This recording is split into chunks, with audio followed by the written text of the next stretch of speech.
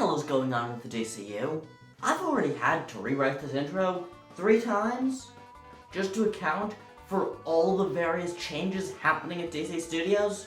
How many Batman are there right now? Wonder Woman 3 and Batgirl are canned? Is the walking pile of human garbage that is Ezra Miller still making a Flash movie? And what the hell is this?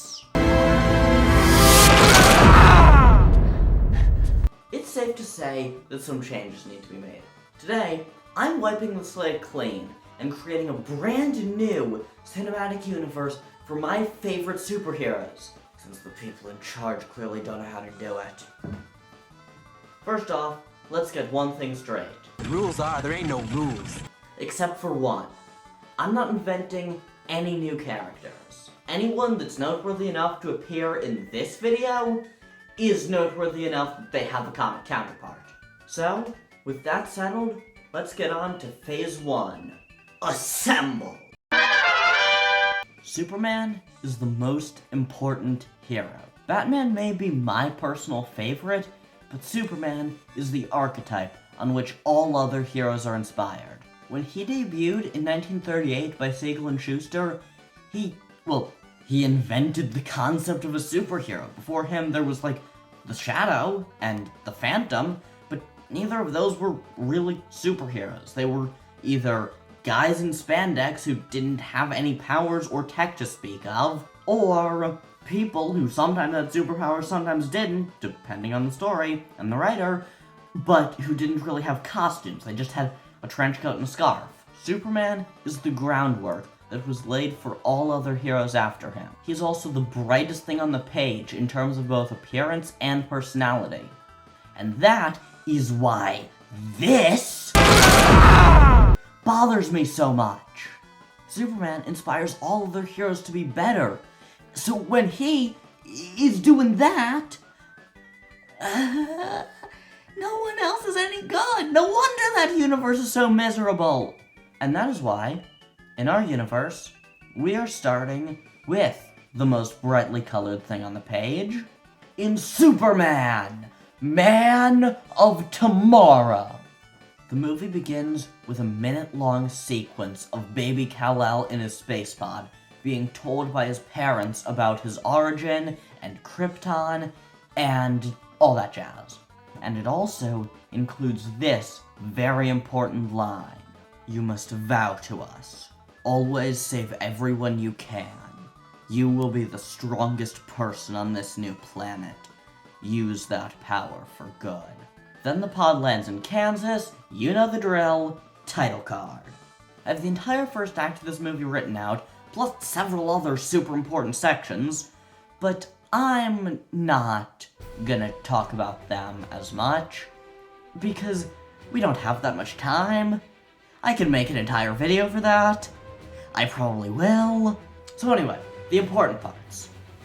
Some on-screen text or something tells us that the movie, or at least the start of it, is taking place in 1944.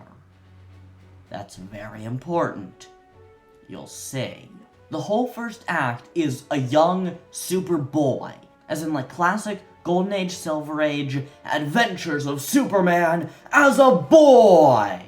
And he's growing from 12 at the beginning of the first act to 17 by the end. Just his powers are gradually increasing, and he's just going around being helpful. At one point, he's helping out Lex Luthor in some lab experiment, because at the time, they're friends. And then, Superboy hears someone calling for help, and he has to go off and save that person.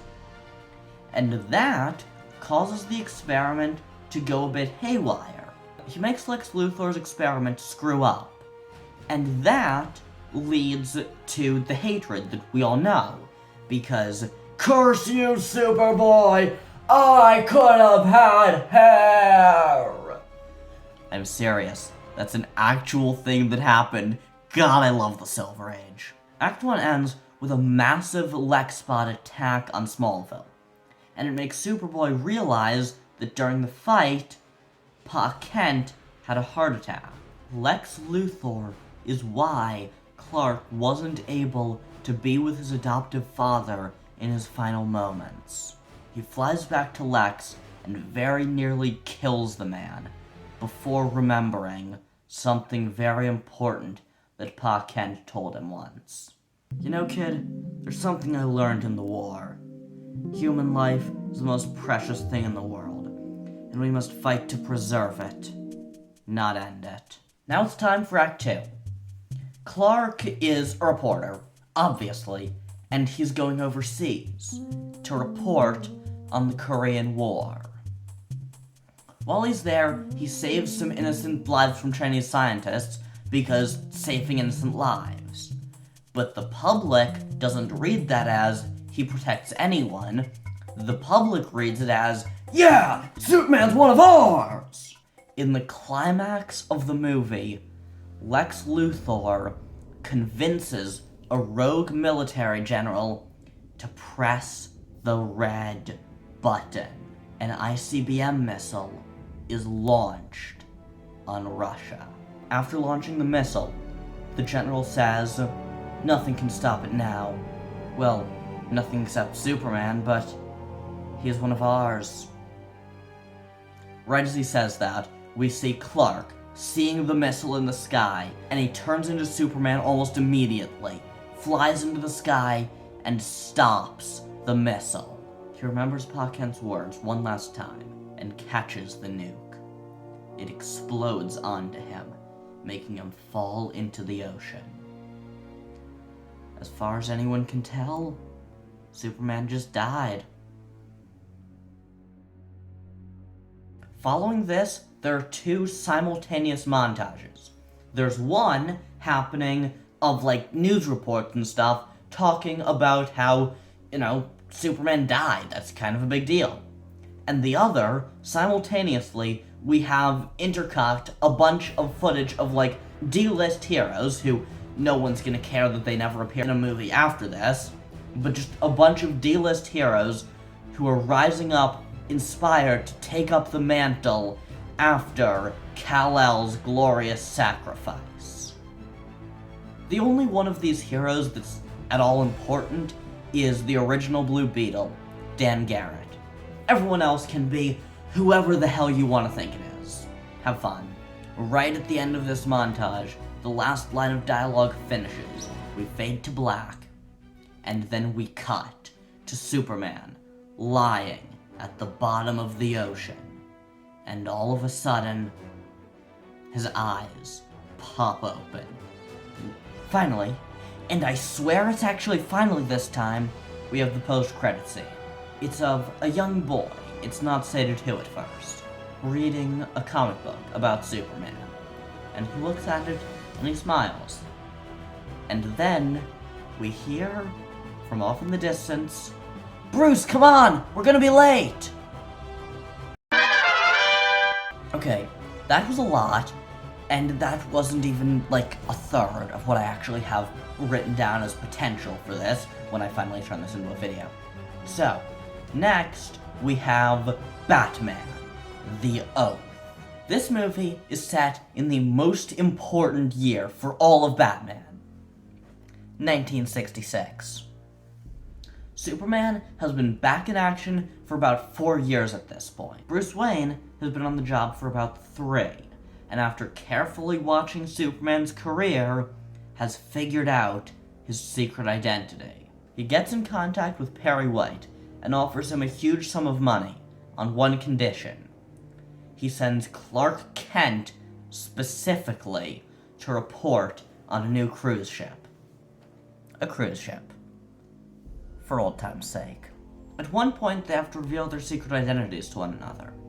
And when they do, Superman exclaims, "If it were a snake, it would have bit me!" There are 3 people in the audience who just laughed at that joke, and one of them is my father. Thank you so much to those other 2. The villain of the movie is Dr. Hugo Strange, and he's puppeting Killer Croc around. The film ends with Batman issuing the oath to a young Dick Grayson. Next is Wonder Woman, Stars of Truth.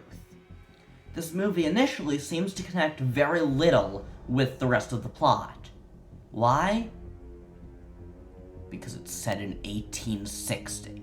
The story is that, for reasons, Wonder Woman ends up helping the Union win the Civil War. That's not really the important part, that's just cool. What's important is that at the very end of the film, we see Ma Kent telling the story to a young Clark Kent, either as a bedtime story or, even better, while she's sewing him his costume. Then, in the post-credit scene, we have Diana looking at Bruce Wayne and Clark Kent in their costumes and just thinking, yeah, I could work with them. Next is a Green Lantern movie, and I'll be 100% honest with you, I have nothing figured out for this. It sets up only one thing other than the Lantern Corps themselves. It's in the post-credit scene. It has Batman, Superman, and Wonder Woman approach Hal Jordan. They say, "Hal, we've seen your power, and we want to have you on the team. There's a threat out there, far bigger than you can imagine." I would know. I've seen it firsthand. Welcome to the Justice League. For the fifth film in this universe, we're going back to Smallville in Superman, Legion of the Future. You see, there's one other important thing for Man of Steel that I neglected to mention to you. Kal-El is from Krypton. Krypton is significantly more advanced than Earth. During quite a bit of Act 1, there's an undercurrent that Superboy is trying to build a time machine so that he can go back and save Krypton. And near the end, when he's like 16 or 17, he does it. Then, right when he's about to turn it on, a time bubble floats in. Brainiac 5 and Saturn Girl step out. Saturn Girl tells him, "Kal-El of Krypton, I know what you're about to do, and I'm here to tell you to stop." Then, they get back in the bubble, and they fly way, way off in the distance. And when they get back, Clark races home, and Ma Kent tells him, "Clark, where have you been? You've been gone all day!" And Clark says, "Ma, I've been gone a lot longer than a day." All of that is just the really, really overly complicated way of telling you that this movie is a midquel, not a prequel, but certainly not a sequel either, a midquel to Man of Tomorrow. In this film, they fight an incredibly powerful opponent, only to find out that all they did was cut off one head of the Hydra.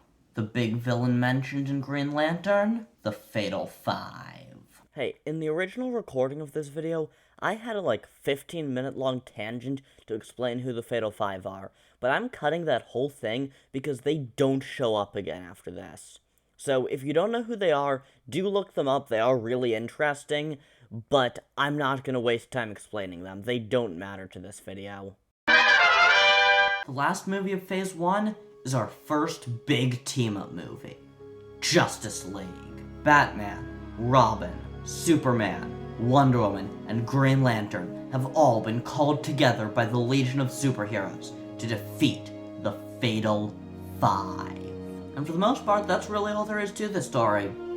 It's just these five and those five defeating the other five. I actually have no idea how many Legion of Superheroes characters there are, but these five, those five, and that other five just sounds good, so I'm sticking with that. But there are three things that this movie sets up. The first is just a passing comment from Robin. Robin's also 24, this movie takes place in 1980. Yeah, this timeline is intense. Robin just says something casually about how he is working on his Batman voice, and he sounds almost exactly like Bruce when he wants to. The second, well, technically the third because I'm doing this out of order, but whatever, is right at the end. It's a montage, like at the end of Man of Tomorrow. It's another montage, like Man of Tomorrow had, where a bunch of people are inspired by the League to become superheroes in their own right. Of those, most of them do not matter. There is one that does matter, though. Ted Kord as Blue Beetle. The third one is when Tharok is commanding Validus. It's just a passing comment, but he says casually, "Look at this one. the perfect model of the anti-life equation. If you know, you know. And if you don't know, you will soon. Okay, now seems like a good time to mention the two main themes that I'm going with for this. The first one is, I've already talked about it. It's that Superman inspired all of the other heroes. The second is one that I haven't really touched on yet. These heroes are immortal.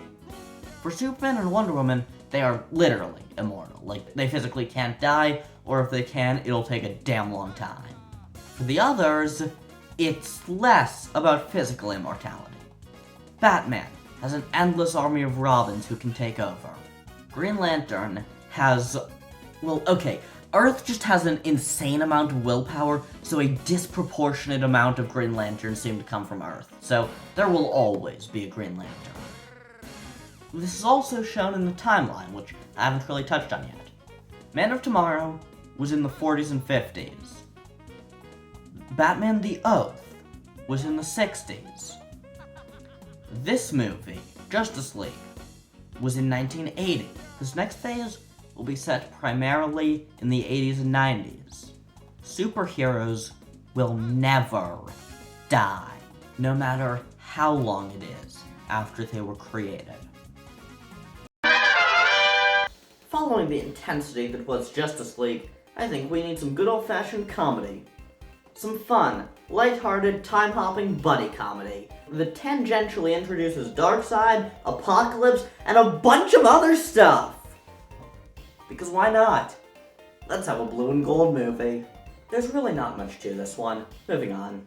Following that one, our next movie is yet another origin story.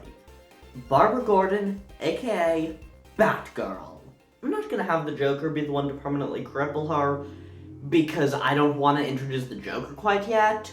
So let's just say she decides she wants to be a gal in the chair more so than she wants to be fighting crime on the streets. We can still have her end up paralyzed some other way at a later point. This movie doesn't set up very much, but it does lead very nicely into Batman the Cowl. It's been about 10 years since Justice League. Bruce Wayne is 51. He can still fight, but it's really not easy. This leads to Dick Grayson, who is 35 at this point and has fully stepped into the role of Nightwing, telling Bruce, I'm as good a fighter as you were at my age. I can mimic your voice perfectly. No one even needs to know I'm not you. Bruce is hesitant, but he finally relents. And Dick Grayson becomes the new Batman.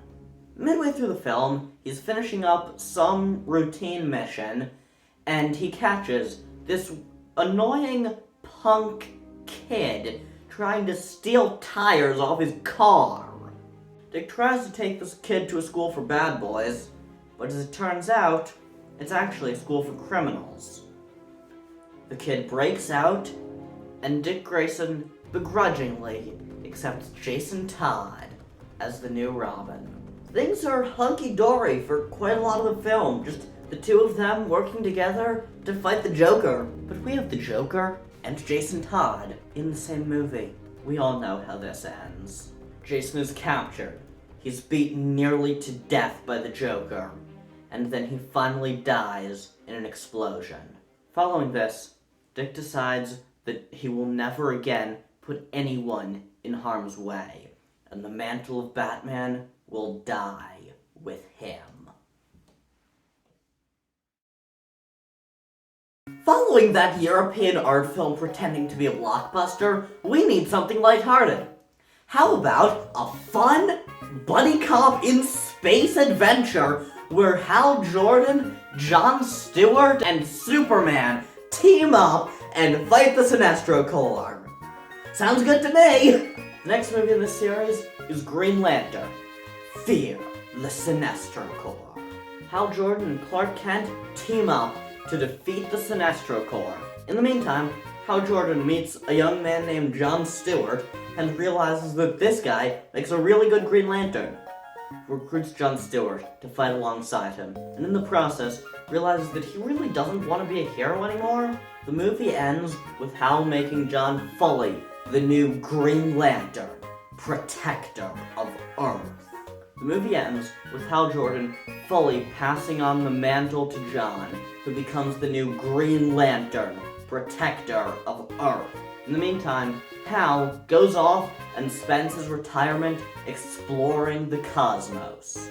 Then, in the post-credits scene, we have someone report that the Sinestro Corps failed, and we have Darkseid basically go, Fine. I'll do it myself. In the next movie, we're going Under the sea. in Wonder Woman, Storms of Poseidon. The sea god is going out of control, and it's up to Diana to stop him. Teaming up with the unlikely allies of Ares and Hades, Diana goes down to Atlantis, where she meets a fish boy. Fish man, what do you want? Excuse me, a fish man, known as Arthur, King of Atlantis. Together, the four of them find Poseidon, but they learn that it was really never even his fault. He was being controlled by the new god known as Desaad. After that big reveal, we have the next big crossover. Justice League, Wrath of Steppenwolf. Okay, yeah, I'll admit it.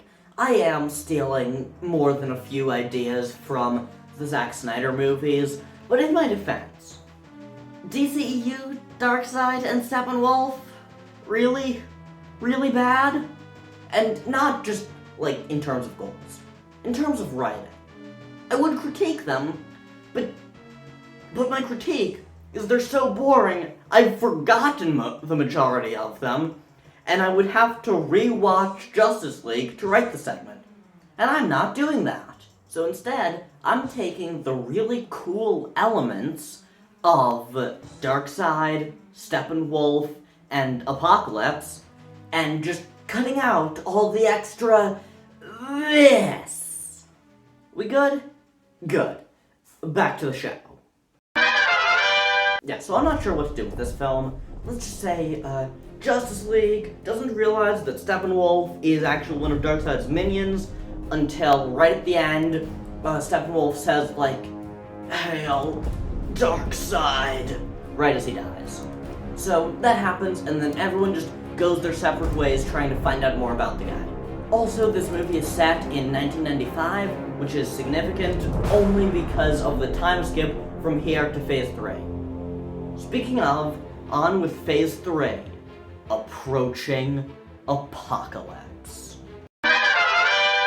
Phase 3 begins with our first Superman solo film since the end of Phase 1. Superman, Man of Forever. The movie is set in 2005, 10 years since Wrath of Steppenwolf. Superman is still visibly 30. His best friends from childhood, Pete and Lana, are both in their 70s. You're alive. You came back. I'm not crying. You're crying. It's just something in my eye, I swear.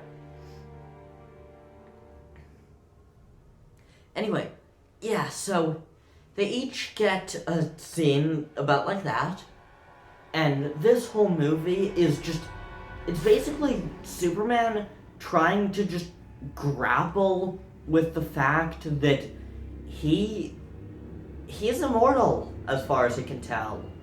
Anyone that he ever loves will eventually grow old and die, but he won't.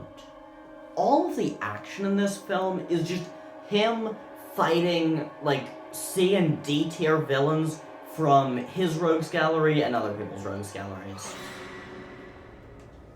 Think like Kite Man or The Dummy. People like them. People you've probably never heard of except in memes. Most of the action is also like interruptions to either deep, serious internal monologues about life, or like deep, serious conversations with Wonder Woman about how she deals with it.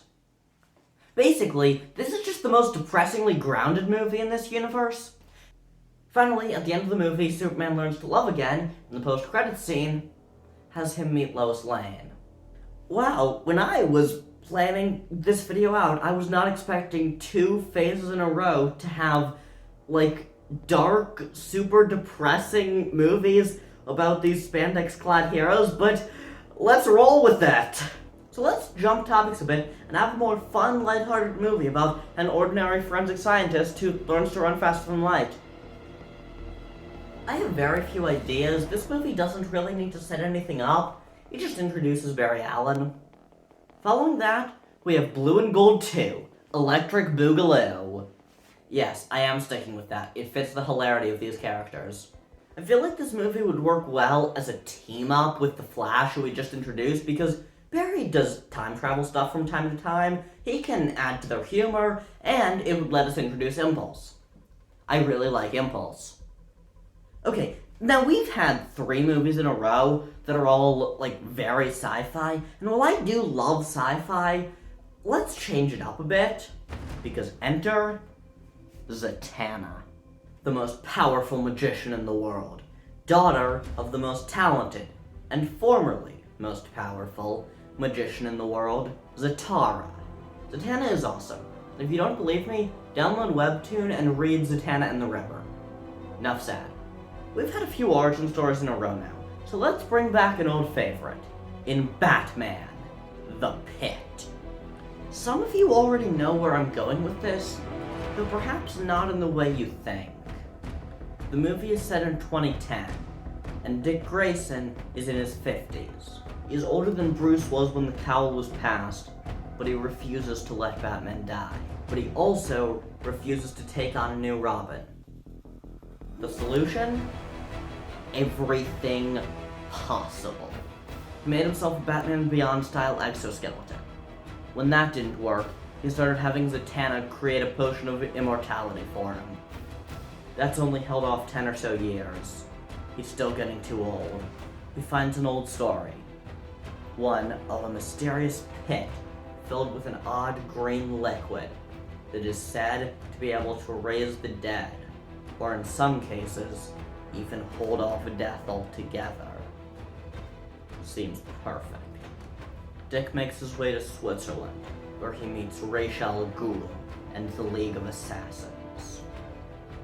After realizing how awful they are, Dick decides he cares more about staying true to his values than he does about holding off death and keeping Batman alive. Bruce disagrees. The last scene of the movie is of an 80-year-old Bruce Wayne climbing the mountain, finding the Lazarus Pit, and walking in. Ra's al Ghul greets him like they've known each other for years. Detective. Finally, in the post-credit scene, there's a wide shot of the Batcave, and Dick Grayson hunched over a computer.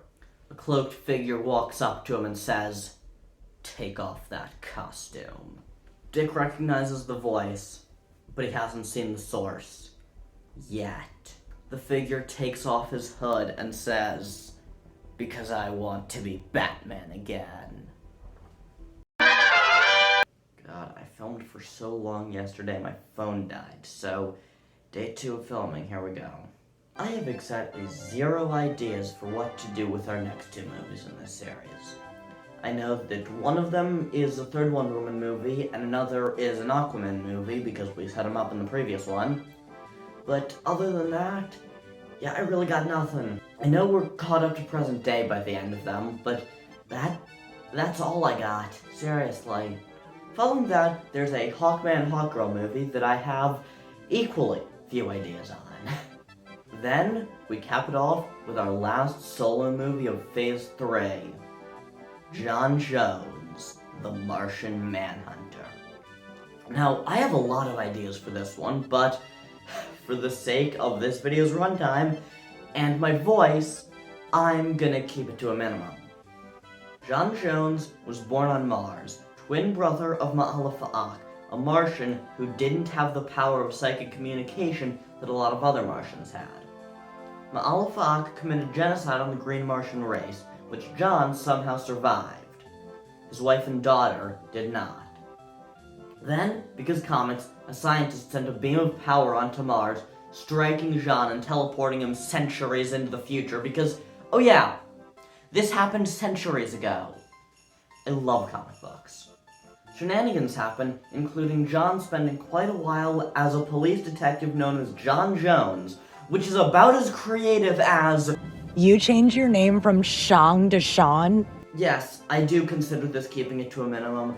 I've only covered about 20 minutes of the movie so far.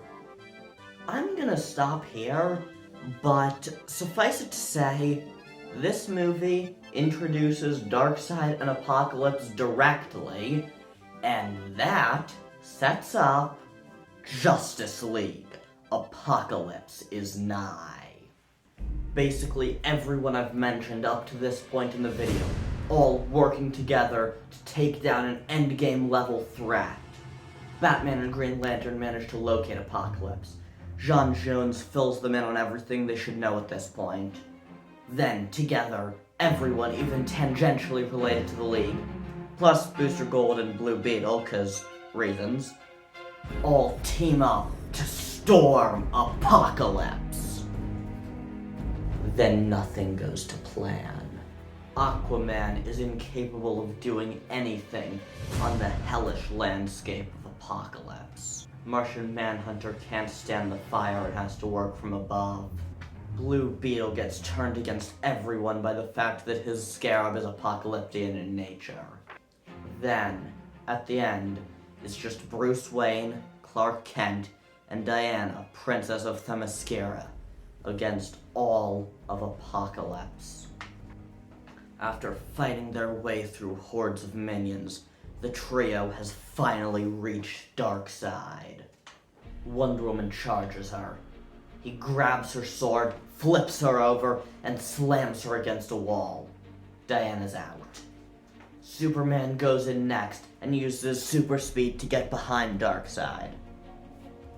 Or at least he tries to. Darkseid puts out a hyper-fast arm to block him and stab him with a kryptonite dagger. Batman appeals to the intellect.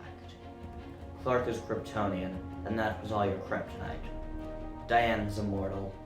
I have enough Lazarus fluid in my system to survive 1,000 hits from you without a scratch. Give up now, and we can make this as painless as possible for you. He of course refuses, and Bruce just shrugs. Your choice. A beam of heat vision hits Darkseid in the shoulder. A tiara cuts through his thigh. The holograms disappear, and the real versions of Superman and Wonder Woman appear right behind Darkseid. Diana throws her lasso around his waist, and she and Superman team up to pull him towards them. She puts her sword to his neck. I don't want to kill you, but I'm an Amazon. It's what we do. If you don't stop now, the tables turn before she finishes the sentence. Darkseid grabs her lasso and flips her around. Superman punches her. Batman whispers something to Diana. The fight begins. After the coolest minute of your life. That's a really stupid line, but I'm sticking with it. After the coolest minute of your life, Darkseid has Diana pinned to a wall. Superman's down. Batman's on the ground with him. Everything looks bad. Then Bruce just nods. The Amazon slips out of Darkseid's grasp just in time for a burst of yellow lightning to come through the door and slam into the wrinkly grape with everything it has. Barry, having just completed an infinite mass punch for the first time, excitedly says, "I did it!" Before looking at Darkseid in horror. Did I? No, Bruce tells the young speedster. He pulls a device to chain Darkseid out of his utility belt. Before he gets the chance, Diana cuts the monster's head off. Barry looks in stunned bewilderment. Clark just looks in shock. Bruce looks in sadness. What? She says. I'm an Amazon. It's what we do. I don't like it, but sometimes you have to. Through miraculous means, they won. But not without a cost. Thanks to his begging, Blue Beetle was killed so he couldn't be a threat.